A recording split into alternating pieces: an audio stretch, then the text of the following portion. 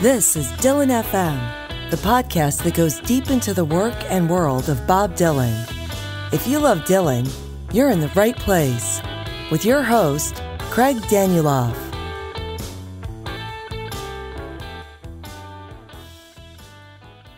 When rock and roll emerged in 1955 and 56, Bob Dylan was 14 or 15 years old.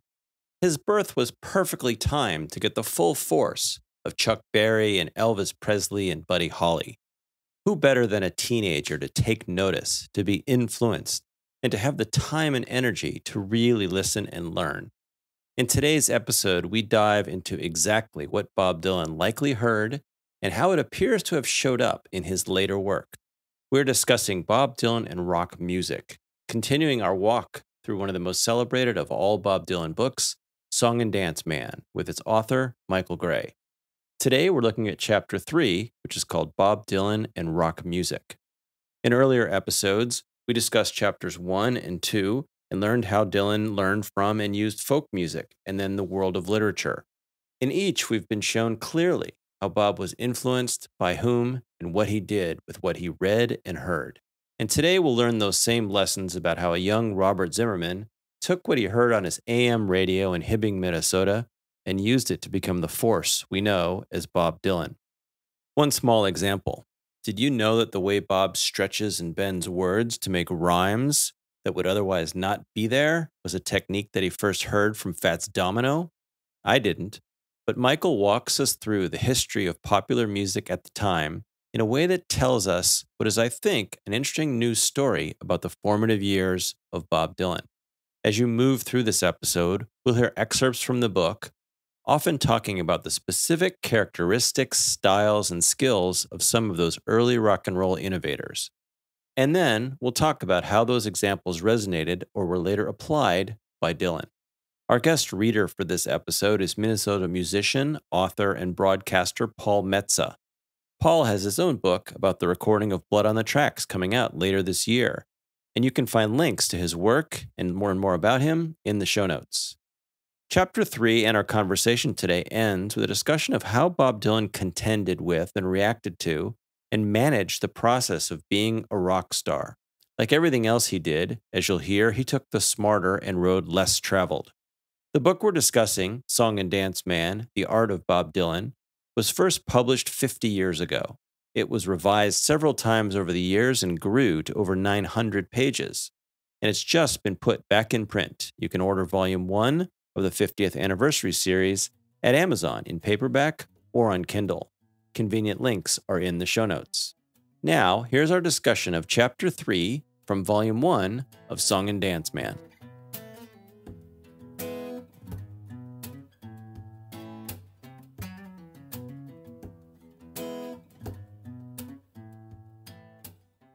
All right, Michael. Chapter 3, after our forays into folk music and literature, Chapter 3 digs into rock and roll.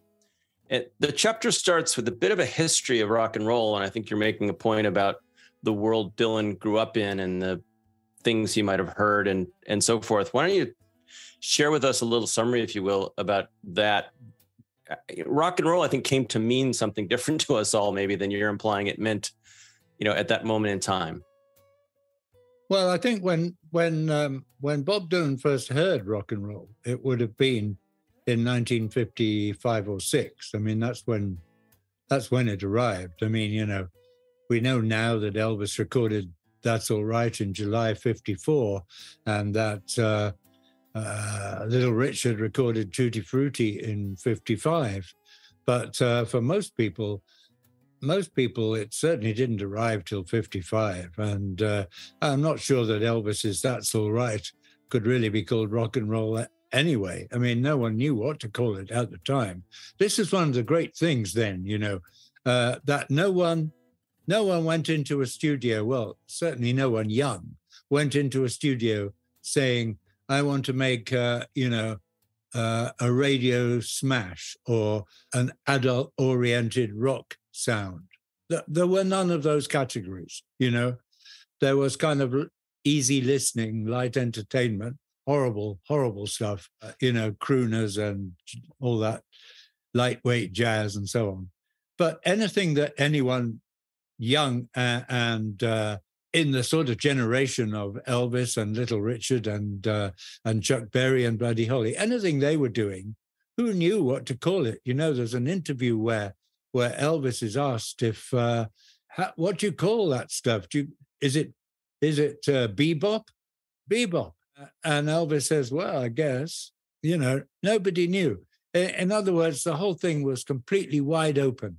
The first time that anyone started trying to put DJs into a box and tell them what they had to play was in 1957 in the States. But, you know, when all this erupted in the mid-50s, there were 6,000 independent radio stations in the USA. And you know, some of them had very local audiences only, like I guess the ones that Elvis first was played on in Memphis. And others had huge, powerful speakers so that Bob Dylan up in Minnesota could apparently listen to a station coming from Texas. So, you know, God knows what he heard, but we know some of what he heard. But yeah, I mean, rock and roll became pop and pop became rock music. That's the very general way things happened, you know, from an explosive start where all the grown-ups were saying, this is disgusting music and it just breeds street violence and teddy boys and punks and so on. Those things were really raw 2.5-minute records by very young people, not always men. You know, Vanda Jackson, for example, belted out, let's have a party. And Brenda Lee was pretty good as well when she was very, very young. And I think she started at 14. That was a sort of tut, let's try and ban this stuff. That was the response that got. And so gradually, by the end of the 50s, that had been squeezed off the airways more or less completely in terms of radio anyway. And radio was the only thing that mattered apart from actual record sales. And it was radio that allowed people to hear what records they wanted to buy. So by 1960, it was a lot prettier and softer. And it was just, you know, pretty boys, Bobby V. A lot of them were called Bobby and Johnny. And they were just, you know, singing stuff with pizzicato strings behind them. And it was different. It was safe. It was okay to have on the radio. And in Britain, it was particularly welcome that you could have British cover versions of these American records. When I say welcome, I only mean by the BBC, which had a monopoly on who could hear what, because certainly no sane teenager wanted to hear Cilla Black singing You've Lost That Loving Feeling when they could hear the Righteous Brothers. But that's how it was. And then out of that pop music, as people grew up and the 60s exploded and everything went druggy and liberated and open, then pop music became rock music. And there was certainly a point in the early 70s when records by people from the mid-50s, people like Fats Domino, that felt far more passé and old-fashioned by about 1970, even though it was only from 15 years earlier. Far more passé and let's not admit that we ever bought far more like that than now when, you know, thank God we're allowed to like anybody, however old their records. Going back to the 1960 timeframe, because it's interesting, and I think something I'll talk about later, you know, Bob sits conveniently or well in a lot of timelines. So as you just described, he got to hear that mid-50s explosion and the raw versions before it got, you know, cleaned up. Yes. And in fact, in the book, after that introduction, you will listen to our first passage, which is something you say about Bob right at that time. At this point, entered Bob Dylan. Sometime the previous year, he'd been playing harmonica in a Central City, Colorado strip joint, and in December 1960, reached New York City, guitar at the ready, and still listening to everything. By this time, too, he must have soaked up all the cumulative residue of skills in lyric writing as well as in music of Presley, Chuck Berry, and Domino. So this sets the stage for the bulk of this chapter when you, like you did with folk and literature, kind of cite specific examples and look at what Bob took from different folks. There's something a little bit misleading in that passage in that, it sort of implies that Presley wrote material too, which he didn't.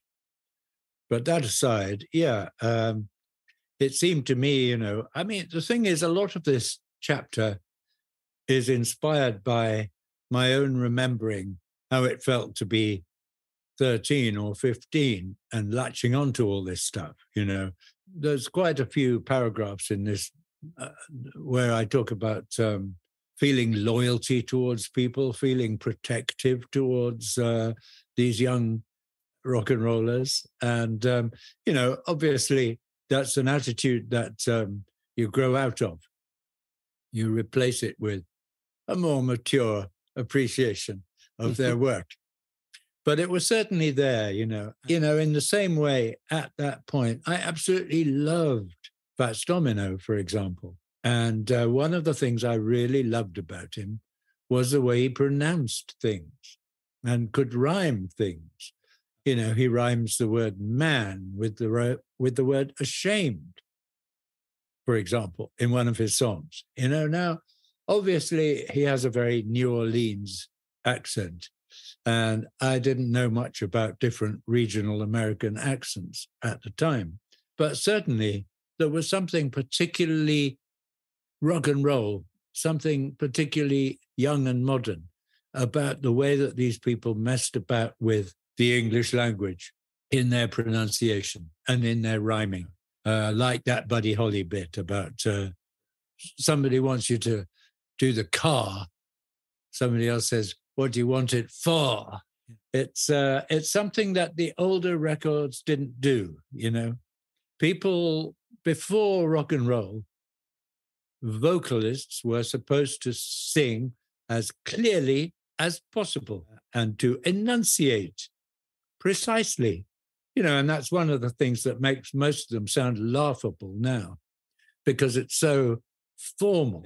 It's so, pull your finger out and get real, Also, as Dylan shows more than anyone, it takes a tool out of the communication arsenal.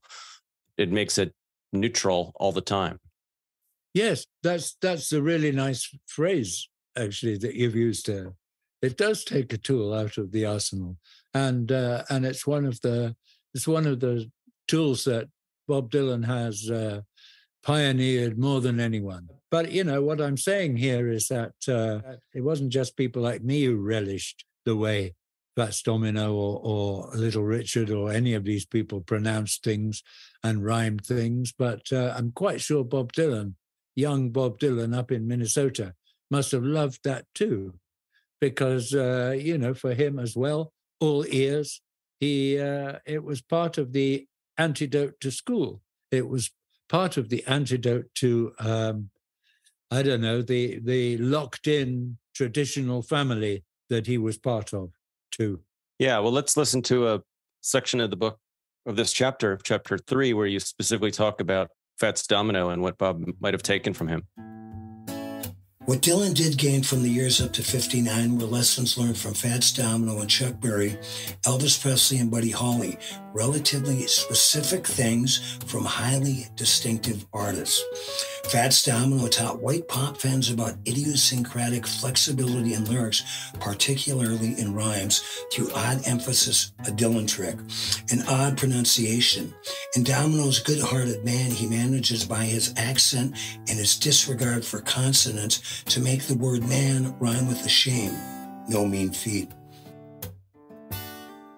Yes. The way he rhymes half sick and traffic is an example that he's taken from those people, It's a great thing that he does with words, obviously.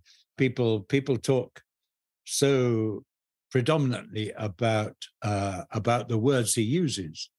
People talk less about the way he pronounces them and forces them to rhyme if he wants to. The most dramatic ones get a lot of attention, but there's so many subtle, orphanages and things like that people go on about. But there's a thousand more little twists. Absolutely, yeah. The most spectacular one really is in Groom Still Waiting at the Altar, I think, where he rhymes January with Buenos Aires. Yeah. Oh, and it's fantastic. And he completely pulls it off too. I mean, it's just marvelous. Yeah. And that, I think the fun thing about this chapter and them all in their own way is connecting that back and saying, hey, look, there was this guy, Fats Domino, who he would have heard at the perfect time, a few years before this, and who did this. And again, as we talked about in the last chapter, it's not something Bob made up from whole cloth on his own. Sure, of course. And also you have to remember that, as part of what shows us how much attention he paid to all that rock and roll and took from it is the fact that, he had an electric guitar before he sold it to go into folk music. Well, it is another interesting thing relative to the simplistic view of Dylan that he started in folk and came out versus a more complex view where folk was an aberration for a short period of time or an opportunistic thing that was what was happening in the village. And so he played that game because that was the game that was being played. I don't think it was just opportunistic though. I mean, I think that if he was still listening to the radio in 59 and 60, he was hearing the soft, boring pop that had replaced rock and roll on the radio. He was hearing, Send Me the Pillow You Dream On by Johnny Tillotson, that sort of stuff. And clearly for him, being a very bright guy, this was not enough. And when he heard when people like John Pancake played him folk stuff up in Minneapolis, St. Paul, he heard that there was far more in it than 1 o'clock, 2 o'clock, 3 o'clock rock, as well as far more in it than Send Me the Pillow You Dream On. Yeah, well, let's look. The chapter then goes on to another pre-1960 influence on Dylan, Chuck Berry. Let's listen to a few paragraphs he wrote about the two of them. Dylan also took over Berry's manipulation of objects and the details and ad-man phrases that surround them. There are plenty of equivalents of that cherry red 53 in Dylan's rock songs. Dylan doesn't go in for the masked place names Berry parades so generously, although there is one song less characteristic than just interesting, which crams in all of the following names. It's the unreleased Wanted Band: California, Buffalo, Kansas City, Ohio, Mississippi, Cheyenne, Colorado, Georgia by the Sea, El Paso, Juarez, Shreveport, Abilene, Albuquerque, Syracuse, Tallahassee, and Baton Rouge. It's also true that Dylan could never have written a song like Tombstone Blues without Chuck Berry, nor especially could Subterranean Homesick Blues have come into being without him, either in its musical format or its words. It needed Berry's Too Much Monkey Business first. That one, that's a spectacular example. I mean, half of the Chuck Berry song sounds very plodding and old-fashioned, and has done for decades now. But the other bit, the bit where he lists all the awful tasks he has to do in his boring job, that's what Subterranean Homesick Blues takes and flies with, I think, if I can remember it, Chuck says he's working in the filling station. Too many tasks. Wipe the windows, change the oil, fill the tank, whatever. And Dylan expands this from having a tedious job to having a tedious life. Get born, short pants, romance, learn to dance, all that. I mean, the one comes very directly from the other. And actually, the Berry song, I'm slightly unfair to that in thinking it's just about his job, because actually it isn't. There's more in the lyrics of the Berry song than that. But, you know, Dylan takes that and runs with it, and he runs a brilliant way with Subterranean Homesick Blues. Yeah. But Berry is an exceptional rock poet. The way he fits words and music together, he does it more straightforwardly than Bob. He doesn't have to manipulate the syllables so much. There's a great precision about the way that the words fit the music in Chuck Berry songs. Even when he comes out of prison in 1964 and releases Nadine, it's just so beautifully constructed. Most people, if they went back and tried to make rock and roll records in the 60s, 63, 64, they were never nearly as good as they were in the 50s when they made them in the first place. But Chuck Berry was. Chuck Berry's Nadine is just brilliant, the way the words fit the music. As I got on the city bus and found a vacant seat, I thought I saw my future bride walking down the street. I shouted to the driver, "Hey, conductor, you must slow down. I got to see her, please." Volume 1 of the new 50th anniversary series, which is called Language and Tradition, is available now at Amazon, in print and on Kindle worldwide. We're going to do a bunch more of these podcasts, continuing to walk through the book, so dig out your old copy or order a new one. There are links in the show notes to buy one at Amazon. If you're hearing this, you're listening to the public version of this episode. There's also an extended version. They're usually about twice as long, available to FM Plus subscribers. You can sign up for just $4.99 a month and get the full version of this and all of our episodes, plus member-only episodes as well. And to make it a great deal, that one price covers all the podcasts in the FM Podcast Network. You get extended editions, bonus episodes, and full archives for all of our shows. Plus, your subscription makes these great episodes possible. Subscribe right in the Apple Podcast app and get the longer episode right now. Or, if you use another podcast player, visit fmpods.com to sign up. Did you enjoy this show? Then please rate this podcast and leave a review. It really helps. And take a moment to follow this podcast so you don't miss upcoming episodes. Thanks for listening.